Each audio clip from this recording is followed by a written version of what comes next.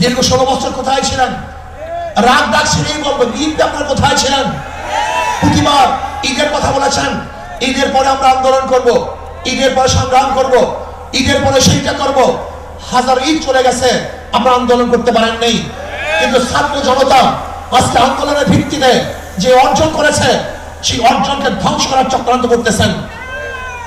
যে বৈষম্যের বিরুদ্ধে আন্দোলন করেছিলাম, চাঁদার বিরুদ্ধে আন্দোলন করেছিলাম, দুর্নীতির বিরুদ্ধে আন্দোলন করেছিলাম, ধর্ষণের বিরুদ্ধে আন্দোলন করেছিলাম, অবৈধ হত্যার বিরুদ্ধে আন্দোলন করেছিলাম, মানুষের স্বাধীনতার জন্য আন্দোলন করেছিলাম, মানুষের মুক্তির জন্য আন্দোলন করেছিলাম। কিন্তু আমরা কি দেখলাম? 5ই আগস্টের পরে আবারও চাঁদাবাজি, আবারও দখলদারি, আবারও দুর্নীতি। না, বাংলাদেশের মানুষ এই চাঁদাবাজি আর দেখতে চায় না, দুর্নীতি আর দেখতে চায় না। যারা 53 বছর পর্যন্ত বাংলাদেশকে 5 বার দুর্নীতির চ্যাম্পিয়ন করেছে, ওই সমস্ত দলকে বাংলাদেশের জনগণ আর ক্ষমতা দেখতে চায় না। বাংলাদেশের জনগণ কি ক্ষমতা দেখতে চায়? ইসলামকে ক্ষমতায় দেখতে চায়। বাংলাদেশের জনগণ ইসলামী আদর্শের মানুষকে ক্ষমতায় দেখতে চায়। যারা খাঁটি ইসলাম, মদিনার ইসলাম নিয়ে সামনে প্রসার হবে, বাংলাদেশের মানুষ তাদেরকে গ্রহণ করবে। মদিনার ইসলামের বাহিরে কোন নব ইসলামকে বাংলাদেশের মানুষ গ্রহণ করবে না ইনশাআল্লাহ। প্রভার আমার আসুন, ইসলাম হুকুমাতের জন্য আমাদের সাধনা করতে হবে, চেষ্টা করতে হবে। আমাদের আন্দোলন এখনো সমাপ্ত হয় নাই, আমাদের সংগ্রাম এখনো শেষ হয় নাই, আমাদের যুদ্ধ এখনো শেষ হয় নাই। ফ্যাসিবাদের বিরুদ্ধে আন্দোলন করেছিলাম, এখন চাঁদাবাজের বিরুদ্ধে আন্দোলন করতে হবে, দখলদারের বিরুদ্ধে আন্দোলন করতে হবে, যারা দুর্নীতিবাজ তাদের বিরুদ্ধে আন্দোলন করতে হবে, যারা ডাকাত তাদের বিরুদ্ধে আন্দোলন করতে হবে, যারা দেশকে ধ্বংস করার চক্রান্ত করতেছে তাদের বিরুদ্ধেও আর একবার আন্দোলন করতে হবে। আপনারা জানেন আজকে অন্তর্বর্তী সরকার কিছু সংস্কার করতেছে, তার মধ্যে রাষ্ট্র সংস্কার। অবশ্যই রাষ্ট্র সংস্কার করতে হবে। কেন? আপনারা জানেন ফ্যাসিস্ট সরকার, রাষ্ট্রের এমন কোন বিভাগ নেই যে বিভাগকে ধ্বংস করে নেই, সমস্ত বিভাগকে ধ্বংস করে ফেলেছে। কাজী ধ্বংসস্তূপের উপরে সুন্দর একটা নির্বাচন উপহার দেওয়া সম্ভব নয়। আগে সংস্কার হবে, তারপরে নির্বাচন হবে। রাষ্ট্র সংস্কারের মধ্যে আমি বিচার বিভাগের স্বাধীনতা চাই, বিচার বিভাগের পূর্ণ স্বাধীনতা চাই। আজকে আমরা কি দেখেছি? সরকার পরিবর্তন হওয়ার সাথে সাথে সমস্ত আসামি খালাস হয়ে গেছে, আবার সরকার পরিবর্তনের সাথে সাথে অনেক আসামি জেলে ঢুকে পড়ছেন। তার মানে বিচার বিভাগ কি সরকারি ইঙ্গিতে চলে? একটা ভালো রাষ্ট্রের, উন্নত রাষ্ট্রের সবচেয়ে বড় মানদণ্ড হলো বিচার বিভাগের স্বাধীনতা। যেই রাষ্ট্রের মধ্যে বিচার বিভাগের স্বাধীনতা নাই, ওই রাষ্ট্র ভালো কল্যাণমুখী একটা রাষ্ট্র হতে পারে না। এর জন্য আমি বিচার বিভাগের স্বাধীনতা চাই, এমন স্বাধীনতা চাই বিচারকটা আইন অনুযায়ী বিচার করবে, কারোর ইঙ্গিতে বিচার করবে না, কারোর দিকে দৃষ্টি করে বিচার করবে না, বরং আইনে যা আছে সেই অনুযায়ী সে রায় প্রদান করবে। এমন স্বাধীনতা বিচার বিভাগকে থাকতেই হবে।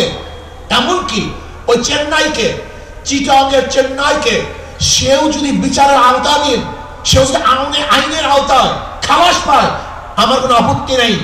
কিন্তু আমিও যদি বিচারের আইনের মাধ্যমে জেলে থাকি, তাহলে আমার আপত্তি নেই। বিচার বিভাগকে স্বাধীন দিতে হবে, কারোর ইঙ্গিতে বিচার বিভাগ চলতে পারে না। যদি বিচার বিভাগের স্বাধীনতা না থাকে, মান হাফেরা হুফেরা, তুমি যে গর্ত খুঁজবা সেই গর্তের মধ্যে একদিন তুমিই পড়বা। বিচার বিভাগের স্বাধীনতা চাই। নাম্বার 2, সংবিধান সংস্কার। আজকে দেখেছি সেখানে প্রায় 505টা আসন রাখা হয়েছে। আসন কম হোক বেশি হোক, কিন্তু সব জায়গায় নির্বাচনের ভিত্তিতে সংসদ সদস্য হতে হবে। মহিলাদের জন্য সংরক্ষিত আসন 100, এটা আমরা মানি না। যে সংরক্ষিত আসন মহিলাদের জন্য রাখা হয়, এটা মহিলাদের সাথে বৈষম্য করা হয়, তাদেরকে দুর্বল ভাবা হয়। আমরা তো কোঠার বিরুদ্ধে আন্দোলন করেছিলাম, যদি আবার মহিলাদের জন্য কোঠা রাখা হয় তাহলে আমরা আন্দোলন সাকসেস হই নাই। আমরা বলবো মহিলারা সরাসরি নির্বাচন করবে, নির্দিষ্ট কোনো কোঠা আমরা চাই না। কোনো মহিলাদের জন্য নির্দিষ্ট কোঠা থাকবে না, তারা নির্বাচন সরাসরি করবে। কাজী আমি অন্তর্বর্তী সরকারকে বলবো, মহিলাদের জন্য কোনো নির্দিষ্ট আসন ইসলামী আন্দোলন বাংলাদেশ এটা আমরা মানতে পারি না, এইটা আমরা চাই না। আমরা চাই দ্বিকক্ষ বিশিষ্ট হোক, এককক্ষ বিশিষ্ট হোক, পিয়ার সিস্টেমে নির্বাচন হবে, সংখ্যানুপাতিক হারে নির্বাচন হবে। যদি সংখ্যানুপাতিক হারে নির্বাচন না হয়, পিয়ার সিস্টেমে নির্বাচন না হয়, তাহলে আবারও কালো টাকা সরাসরি হবে, পেশি শক্তি ব্যবহার করা হবে, মানুষের ভোট অধিকার প্রয়োগ করতে পারবে না। আমাদের আন্দোলন ব্যর্থ হবে। আজকে জুলাই বিপ্লবে ইসলামী আন্দোলনের কি ভূমিকা ছিল আপনারা জানেন। 5ই জুলাই বরিশাল আমরা ঘোষণা দিয়েছিলাম যে ছাত্রদের বৈষম্য বিরোধী আন্দোলনের সাথে আমরা সম্পৃক্ত। শুধু কি তাই, সেখান থেকে শুরু করে এমন কোন আন্দোলন নেই, সংগ্রাম নাই যেখানে আমরা মাঠে ছিলাম না। আমরা জীবনের মায়া ত্যাগ করে রাস্তায় ঝাঁপিয়ে পড়েছিলাম। আমি বিশ্বাস করি ইসলামী আন্দোলন বাংলাদেশ যেইভাবে দলীয় ব্যানারে বৈষম্য বিরোধী আন্দোলনে অংশগ্রহণ করেছে, বাংলাদেশের অন্য কোনো সংগঠন দলীয় ব্যানারে এই আন্দোলনে সম্পৃক্ত ছিল না।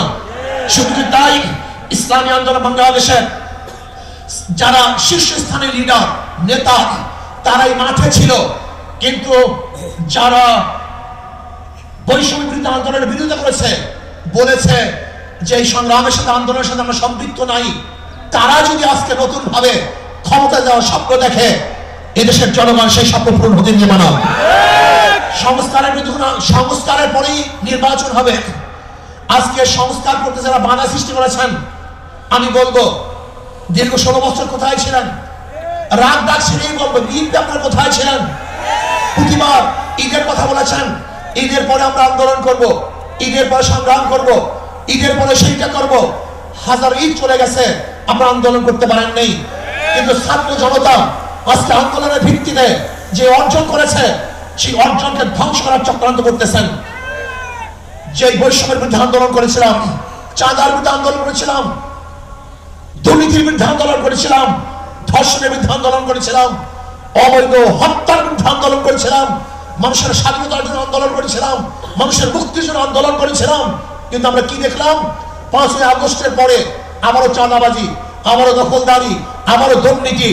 না, বাংলাদেশের মানুষ এই চাঁদাবাজি আর দেখতে চায় না, দুর্নীতি আর দেখতে চায় না। যারা 53 বছর পর্যন্ত বাংলাদেশকে 5 বার দুর্নীতি চ্যাম্পিয়ন করেছে, ওই সমস্ত দলকে বাংলাদেশের জনগণ আর ক্ষমতায় দেখতে চায় না। বাংলাদেশের জনগণ কি ক্ষমতায় দেখতে চায়? ইসলামকে ক্ষমতায় দেখতে চায়। বাংলাদেশের জনগণ ইসলামী আদর্শের মানুষকে ক্ষমতায় দেখতে চায়।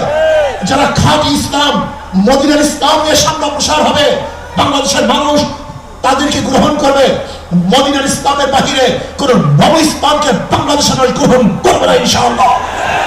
ভাই আমার, আসুন ইসলাম হুকুমাতের জন্য আমাদের সাধনা করতে হবে, চেষ্টা করতে হবে।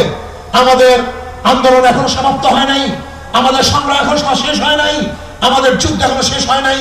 ফ্যাসিবাদের বিরুদ্ধে আন্দোলন করেছিলাম, এখন চাঁদাবাজের বিরুদ্ধে আন্দোলন করতে হবে, দখলদারের বিরুদ্ধে আন্দোলন করতে হবে, যারা দুর্নীতিবাজ তাদের বিরুদ্ধে আন্দোলন করতে হবে, যারা ডাকাত তাদের বিরুদ্ধে আন্দোলন করতে হবে, যারা দেশকে ধ্বংস করার চক্রান্ত করতেছে তাদের বিরুদ্ধেও আরেকবার আন্দোলন করতে হবে। আজকে ভারত আমাদের দেশকে দখল করার চক্রান্ত করতেছে। আমি ভারতকে বলবো, আপনি আমাদের দেশ দখল করার চক্রান্ত করতেছেন। আপনি কি জানেন বাংলাদেশের অবস্থাটা কি? আমরা জীবনভর লড়াই করি, বেঁচে আছি, লড়াই করি, বাঁচবো ইনশাআল্লাহ। আমরা জীবনভর লড়াই করেছি, আরো লড়াই করব, লড়াই করতেই থাকবো। যতদিন পর্যন্ত ইসলাম হুকুমত না কায়েম হবে, ততদিন পর্যন্ত ইনশাআল্লাহ মাঠে থাকবো, ময়দানে থাকবো। প্রিয় ভাইয়েরা আমার, আগামী নির্বাচন আসতেছে, নহে সমাপ্ত কর্মমদের অবকাশ কোথায় বিশ্রামের। আজকের থেকেই আমাদের কাজ শুরু হবে। মাঠে ময়দানে প্রত্যেকটা দাঁড়ে দাঁড়ে ঘরে ঘরে গিয়ে মানুষকে ইসলামের কথা বোঝাতে হবে, ভোট আদায় করতে হবে, ইসলামের পক্ষে আমরা ভোট নিয়ে আসবো।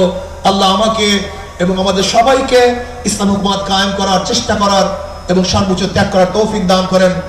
যুব কনভেনশন শুকরিয়া আদায় করছি, যারা আয়োজন করছেন সবাইকে ধন্যবাদ জ্ঞাপন করছি। আসসালামু আলাইকুম ওয়া রাহমাতুল্লাহি ওয়া বারাকাতুহু।